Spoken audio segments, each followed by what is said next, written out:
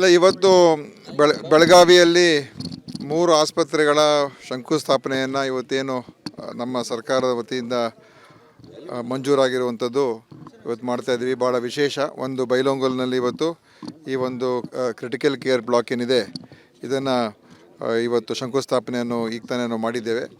ಅದೇ ರೀತಿಯಾಗಿ ಸವದತ್ತಿಗೆ ಹೊಸ ತಾಲೂಕು ಆಸ್ಪತ್ರೆ, 100 ಬೆಡ್ಡಿನ ತಾಲೂಕು ಆಸ್ಪತ್ರೆಯ ಒಂದು ಯೋಜನೆ ಅಲ್ಲೂ ಕೂಡ ಶಂಕುಸ್ಥಾಪನೆ ಆಗ್ತಾಯಿದೆ. ಅದನಂತರ ರಾಮದುರ್ಗಕ್ಕೂ ಕೂಡ ತಾಲೂಕು ಆಸ್ಪತ್ರೆಯ ಮೇಲ್ದರ್ಜೆಗೇರಿಸುವಂಥ ಅದು ಸುಮಾರು 33 ಕೋಟಿ ಅಲ್ಲಿ, ಮತ್ತು ಸವದತ್ತಿಗೆ 30 ಕೋಟಿ, ಇಲ್ಲಿ ಈ ಒಂದು 23 ಕೋಟಿ ರೂಪಾಯಿ, ಒಟ್ಟು ಎಲ್ಲ ಸೇರಿ ಒಂದು 87 ಕೋಟಿ ರೂಪಾಯಿಯಷ್ಟು ವೆಚ್ಚದಲ್ಲಿ ಈ 3 ಆಸ್ಪತ್ರೆಗಳ ಒಂದು ನಿರ್ಮಾಣ ಮಾಡ್ತಕ್ಕಂಥ ಕಾರ್ಯಕ್ರಮ ನಮ್ಮ ಇಲಾಖೆಯಿಂದ ಇವತ್ತು ಆಗ್ತಾ ಇರುವಂಥದ್ದು ನಿಜವಾಗ್ಲೂ ಭಾಳ ಒಂದು ಸಂತೋಷದ ವಿಷಯ ಅಂತ ಹೇಳೋದಕ್ಕೆ ಬಯಸ್ತೀನಿ.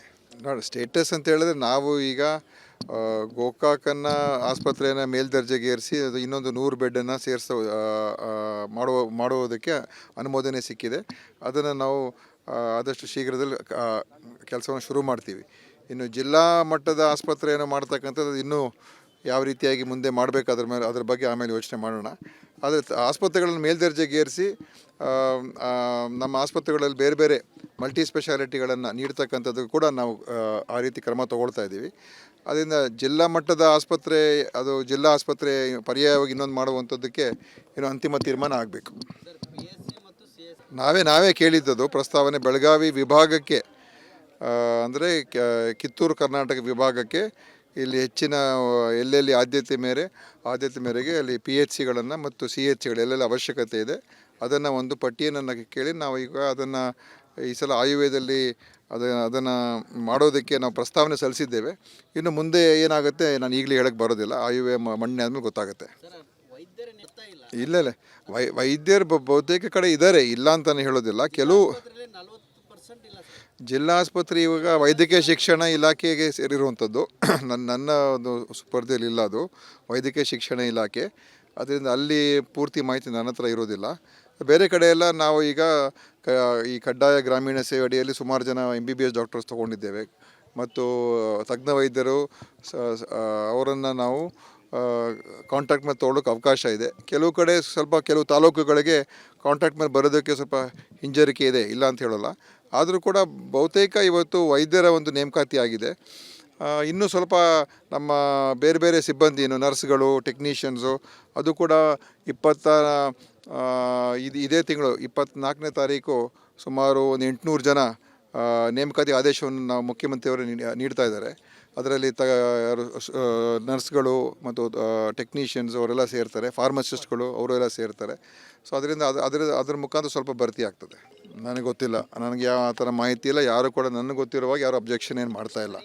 ಈಗಾಗಲೇ ಅದ್ರ ಬಗ್ಗೆ ಸುಧಾರಣೆ ಮಾಡುವುದಕ್ಕೆ ನಾವು ನಮ್ಮ ಸರ್ಕಾರ ಬಂದಮೇಲೆ ಈಗ ಸಾಕಷ್ಟು ಕ್ರಮಗಳು ತೊಗೊಂಡಿದ್ದೀವಿ. ಅಲ್ಲಿ ಈಗ ಒಂದು ಶಾಂತಿಯುತವಾದ ವಾತಾವರಣ ನಿರ್ಮಾಣ ಆಗಿದೆ, ಮತ್ತು ಹೆಚ್ಚು ಬಂಡವಾಳ ಹೂಡಿಕೆ ಆಗೋದಕ್ಕೆ ನಮ್ಮ ಸತತ ಪ್ರಯತ್ನ ನಡೀತಾ ಉಂಟು. ಕಾನೂನು ಸುವ್ಯವಸ್ಥೆಯನ್ನು ಅಲ್ಲಿ ನಿಷ್ಪಕ್ಷಪಾತವಾಗಿ ಕಾಪಾಡ್ತಕ್ಕಂಥ ಕೆಲಸ ನಮ್ಮ ಸರ್ಕಾರ ಮಾಡ್ತಾ ಇದೆ. ಯಾರ ಪರ ಯಾರ ವಿರೋಧ ಇಲ್ಲ, ಯಾರು ಕಾನೂನಿನ ವಿರುದ್ಧ ಹೋಗ್ತಾರೆ ಅಂಥವ್ರ ಮೇಲೆ ಕ್ರಮ ತೊಗೊಳ್ತಾ ಇದ್ದೀವಿ. ಆದ್ದರಿಂದ ಭಾಳಷ್ಟು ಸುಧಾರಣೆ ಇವತ್ತಾಗಿದೆ, ಮತ್ತು ಪ್ರವಾಸೋದ್ಯಮಕ್ಕೆ ಹೆಚ್ಚು ಒತ್ತನ್ನು ಕೊಡುವಂಥ ಕೆಲಸ ಕೂಡ ಆಗ್ತಾಯಿದೆ. ಮೊನ್ನೆನೂ ಕೂಡ ಮುಖ್ಯಮಂತ್ರಿ ಮತ್ತು ಉಪಮುಖ್ಯಮಂತ್ರಿ ಮಂಗಳೂರಿಗೆ ಬಂದಿದ್ದರು. ಅಲ್ಲಿ ಒಂದು ದಿವಸದ ಕಾರ್ಯಾಗಾರನೇ ಮಾಡಿದು. ಸಾಕಷ್ಟು ಹೊಸ MOUಗಳನ್ನು, ಅಲ್ಲಿ ಹೊಸ ಹೋಟೆಲ್ಗಳನ್ನು, 3 5 ಸ್ಟಾರ್ ಹೋಟೆಲ್ಗಳು, ಬೇರೆ ಬೇರೆ ಪ್ರವಾಸೋದ್ಯಮಕ್ಕೆ ಸಂಬಂಧಪಟ್ಟಿರ್ತಕ್ಕಂಥ ಅನುಮೋದನೆಗಳು ಕೂಡ ಅವತ್ತು ಸಿಕ್ಕಿದೆ.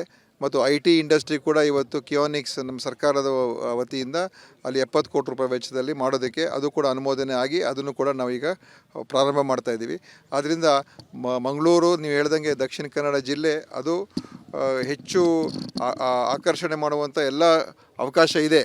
ಆದರೆ ಈ ಕೋಮುವಾದ ಏನಿದೆ ಇದರಿಂದನೇ ಅನೇಕ ಜನರಿಗೆ ಹಿನ್ನಡೆ ಆಗ್ತಾಯಿತ್ತು. ಅದನ್ನು ಈಗ ನಾವು ಅಲ್ಲಿಯ ಜನರಿಗೂ ಕೂಡ ತಿಳುವಳಿಕೆಯನ್ನು ಹೇಳುವಂಥ ಪ್ರಯತ್ನ ಮಾಡ್ತಾಯಿದ್ದೀವಿ.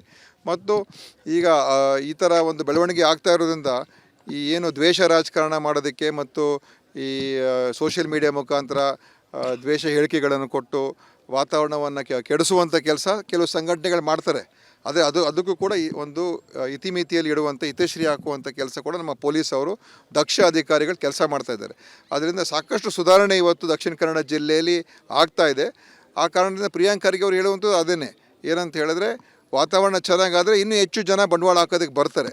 ಅದೇ ಇವತ್ತು ನಮ್ಮೆಲ್ಲರ ಪ್ರಯತ್ನ ಆಗಿದೆ. ನೋಡಿ, ನೀವು ಆ ವಿಚಾರಗಳು ಅವ್ರ ಹತ್ರ ಕೇಳ್ಕೊಳ್ಳಿ, ಯಾಕಂದರೆ ಅವ್ರೇನು ಏನೇನು ಹೇಳಿದರೆ ನನಗೆ ಪೂರ್ತಿ ಮಾಹಿತಿ ಇಲ್ಲ. ನಾನು ಇವತ್ತು ಬೆಳಗಾವಿಗೆ ಬಂದಿದ್ದೀನಿ, ಬೆಳಗ್ಗೆನೇ ಎದ್ದು ಬಂದಿದ್ದೀನಿ. ಬೇರೆ ಏನೇನೋ ಇದ್ದರೆ ಅವ್ರ ಹೇಳಿಕೆಗಳು ಅವ್ರಿಗೆ ತಾವು ಕೇಳಬಹುದು. ಯಾವುದೂ ಗೊಂದಲ ಇಲ್ಲ, ನಮ್ಮಲ್ಲಿ ಯಾವ ಗೊಂದಲನೂ ಇಲ್ಲ, ಆಯಿತಾ. ಎಲ್ಲರೂ ಒಗ್ಗಟ್ಟಾಗಿದ್ದೀವಿ. ವಿಧಾನಮಂಡಲ ಮೊನ್ನೆ ಸಭೆ ನಡೀತು. ಆ ವಿಧಾನಸಭೆಯ ಅಧಿವೇಶನಗಳಲ್ಲಿ ಎಲ್ಲ ಒಗ್ಗಟ್ಟಾಗಿದ್ದು. ಮೊನ್ನೆ 1000 ದಿವಸದ ಕಾರ್ಯಕ್ರಮ ಒಗ್ಗಟ್ಟಾಗಿ ಮಾಡಿದ್ದೇವೆ. ಎಲ್ಲ ಶಾಸಕರು ಒಗ್ಗಟ್ಟಾಗಿದ್ದೇವೆ. ಆದ್ದರಿಂದ ಇದರಲ್ಲಿ ಯಾವುದೇ ರೀತಿಯ ಸರ್ಕಾರದ ಮೇಲೆ ದುಷ್ಪರಿಣಾಮನೂ ಕೂಡ ಇಲ್ಲ, ಯಾವ ಭಿನ್ನಮತನೂ ಕೂಡ ಇಲ್ಲ. ಈ ವಿಷಯದ ಬಗ್ಗೆ ಚರ್ಚೆ ಮಾಡುವಂಥ ಅಗತ್ಯತೆಯೂ ಕೂಡ ಇಲ್ಲ, ಅದರ ಅಗತ್ಯನೇ ಇಲ್ಲ. ನೋಡಿ, ಅವೆಲ್ಲ ಹಳೆ. ನೀವು ಇದನ್ನೇ ಪ್ರತಿ ಸಲ ನೀವು ಒಂದು ಪ್ರಶ್ನೆ ಕೇಳೋದು, ನಾವೊಂದು ಕೇಳೋದು, ಅಲ್ಲಿ ಹೋಗ್ಬಿಟ್ಟು ಸರ್ ಅವರು ಈ ಥರ ಹೇಳಿದ್ರು, ನಿಮ್ಮ ಪ್ರತಿಕ್ರಿಯೆ ಇರೋದು ನೀವೇ ಕೇಳೋದು. ಅದರಿಂದ ಅದಕ್ಕೆ ಈಗ ನೋಡ್ರಿ, ಇದು ಪಕ್ಷ ನಮ್ಮಲ್ಲಿ ಹೈಕಮಾಂಡ್ ಇದೆ. ಮುಖ್ಯಮಂತ್ರಿ ಏನು ಹೇಳಿದ್ದಾರೆ, ಉಪಮುಖ್ಯಮಂತ್ರಿ ಏನು ಹೇಳಿದ್ದಾರೆ, ಹೈಕಮಾಂಡ್ ಏನು ಹೇಳ್ತಾರೆ ಅದ್ರ ಪ್ರಕಾರ ನಡೀತೀವಿ ಅಂತ ಅಷ್ಟು ಹೇಳಿದ್ಮೇಲೆ ಮುಗಿದೋಯ್ತಲ್ಲ. ಇನ್ನು ಸ್ಟಾಪ್ ಆಗಿದೆ. ಒಂದೊಂದು ಸಲ ಯಾವುದೋ ಒಂದು ಈಗ ಕ್ಯಾಮ್ರಾಗಳು, ಈ ಮೈಕ್ಗಳು ನೋಡಿದಾಗ ಸುಮ್ಮನೆ ಏನೋ ಒಂದು ಹೇಳಿಕೆ ಬಂದ್ಬಿಡ್ತದೆ ಅಷ್ಟೇ. ಇಲ್ಲದೆ ಹೋದರೆ ಯಾವ ಒಂದು ಗೊಂದಲನೂ ಕೂಡ ಇಲ್ಲ. ಎಲ್ಲ ನಮ್ಮ ಶಾಸಕರು ಇಲ್ಲೇ ಇದ್ದಾರೆ, ಯಾವ ಸಮಸ್ಯೆ ಕೂಡ ಇಲ್ಲ. ನೋಡ್ರಿ, ಇವೆಲ್ಲ ನಮ್ಮಲ್ಲಿ CM DCM, ನಮ್ಮ ಪಕ್ಷದ ಅಧ್ಯಕ್ಷರು DCM, CM ಅವರು ನಮ್ಮ ಈ ಮುಖ್ಯಮಂತ್ರಿಗಳು, ಅವರಿಬ್ಬರು ಹೇಳಿಕೆ ಕೊಟ್ಟ ಮೇಲೆ ಇನ್ನೊಬ್ಬರು ಹೇಳಿಕೆ ಕೊಡುವಂಥ ಅಗತ್ಯತೆಯೇ ಇಲ್ಲ. ಮತ್ತು ಯಾವುದೇ ಗೊಂದಲ ಇಲ್ಲ. ನಮ್ಮಲ್ಲಿ ಒಂದಾಗಿದ್ದೀವಿ, ಎಲ್ಲ ಶಾಸಕರು, ಎಲ್ಲ ಲೀಡರ್ಸು ನಾವು ಒಂದಾಗಿದ್ದೀವಿ. ಯಾವುದು ಬುಕ್ ಆಗಿಲ್ಲ, ಏನೂ ಆಗಿಲ್ಲ. ಏನು ಹಾಲಿಡೇಗಳು ಹೋಗ್ಬಾರ್ದಾ? ಯಾರು ಕೂಡ ಹೋಗ್ಬೋದು, ಬಿಟ್ಟು ಹೋಗ್ಬೋದು, ಅದೆಲ್ಲ ಏನಿದೆ ದೊಡ್ಡ ವಿಷಯ ಏನಲ್ಲ. ಓಕೆ, ನೋಡ್ರಿ, ಅವರು ವೈಯಕ್ತಿಕವಾಗಿ ನನಗೆ ಗೊತ್ತಿಲ್ಲ ರೀ ಯಾರು ಹೋಗ್ತದೆ. ಅವರು ವೈಯಕ್ತಿಕ ಟೂರ್ಗಳು ಹೋದರೆ ನಾವೇನು ಅದನ್ನು ಹೋಗಬಾರ್ದು ಅಂತ ಹೇಳೋಕ್ಕಾಗ್ತದ? ಆಯಿತಾ? ಯಾರು ಫುಲ್ ಸ್ಟಾಪ್ ಇಟ್ಟಿದ್ದಾರೆ? ಯಾರೂ ಇಟ್ಟಿಲ್ಲ.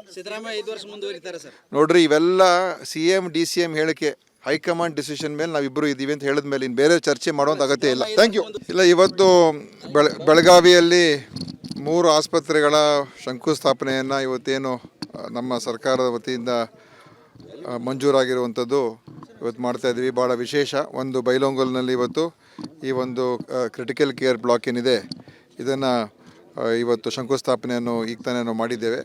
ಅದೇ ರೀತಿಯಾಗಿ ಸವದತ್ತಿಗೆ ಹೊಸ ತಾಲೂಕು ಆಸ್ಪತ್ರೆ, 100 ಬೆಡ್ಡಿನ ತಾಲೂಕು ಆಸ್ಪತ್ರೆಯ ಒಂದು ಯೋಜನೆ, ಅಲ್ಲೂ ಕೂಡ ಶಂಕುಸ್ಥಾಪನೆ ಆಗ್ತಾಯಿದೆ. ಅದನಂತರ ರಾಮದುರ್ಗಕ್ಕೂ ಕೂಡ ತಾಲೂಕು ಆಸ್ಪತ್ರೆಯ ಮೇಲ್ದರ್ಜೆಗೇರಿಸುವಂಥ, ಅದೂ ಸುಮಾರು 33 ಕೋಟಿ ಅಲ್ಲಿ, ಮತ್ತು ಸವದತ್ತಿಗೆ 30 ಕೋಟಿ, ಇಲ್ಲಿ ಈ ಒಂದು 23 ಕೋಟಿ ರೂಪಾಯಿ, ಒಟ್ಟು ಎಲ್ಲ ಸೇರಿ ಒಂದು 87 ಕೋಟಿ ರೂಪಾಯಿಯಷ್ಟು ವೆಚ್ಚದಲ್ಲಿ ಈ 3 ಆಸ್ಪತ್ರೆಗಳ ಒಂದು ನಿರ್ಮಾಣ ಮಾಡ್ತಕ್ಕಂಥ ಕಾರ್ಯಕ್ರಮ ನಮ್ಮ ಇಲಾಖೆಯಿಂದ ಇವತ್ತು ಆಗ್ತಾ ಇರುವಂಥದ್ದು ನಿಜವಾಗ್ಲೂ ಭಾಳ ಒಂದು ಸಂತೋಷದ ವಿಷಯ ಅಂತ ಹೇಳೋದಕ್ಕೆ ಬಯಸ್ತೀನಿ. ನೋಡಿ, ಸ್ಟೇಟಸ್ ಅಂತ ಹೇಳಿದ್ರೆ ನಾವು ಈಗ ಗೋಕಾಕನ್ನು ಆಸ್ಪತ್ರೆಯನ್ನು ಮೇಲ್ದರ್ಜೆಗೇರಿಸಿ ಅದು ಇನ್ನೊಂದು 100 ಬೆಡ್ಡನ್ನು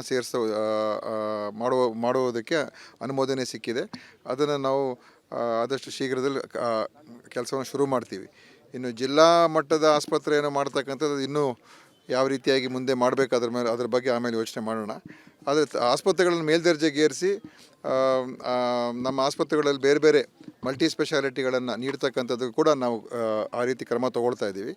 ಅದರಿಂದ ಜಿಲ್ಲಾ ಮಟ್ಟದ ಆಸ್ಪತ್ರೆ, ಅದು ಜಿಲ್ಲಾ ಆಸ್ಪತ್ರೆ ಪರ್ಯಾಯವಾಗಿ ಇನ್ನೊಂದು ಮಾಡುವಂಥದ್ದಕ್ಕೆ ಇನ್ನೂ ಅಂತಿಮ ತೀರ್ಮಾನ ಆಗಬೇಕು.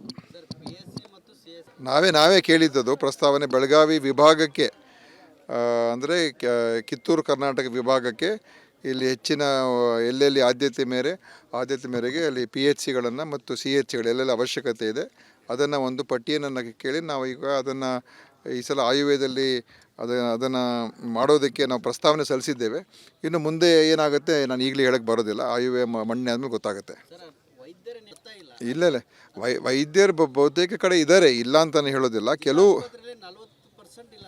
ಜಿಲ್ಲಾ ಆಸ್ಪತ್ರೆ ಇವಾಗ ವೈದ್ಯಕೀಯ ಶಿಕ್ಷಣ ಇಲಾಖೆಗೆ ಸೇರಿರುವಂಥದ್ದು, ನನ್ನ ಒಂದು ಸ್ಪರ್ಧೆಯಲ್ಲಿ ಇಲ್ಲ, ಅದು ವೈದ್ಯಕೀಯ ಶಿಕ್ಷಣ ಇಲಾಖೆ. ಅದರಿಂದ ಅಲ್ಲಿ ಪೂರ್ತಿ ಮಾಹಿತಿ ನನ್ನ ಹತ್ರ ಇರೋದಿಲ್ಲ.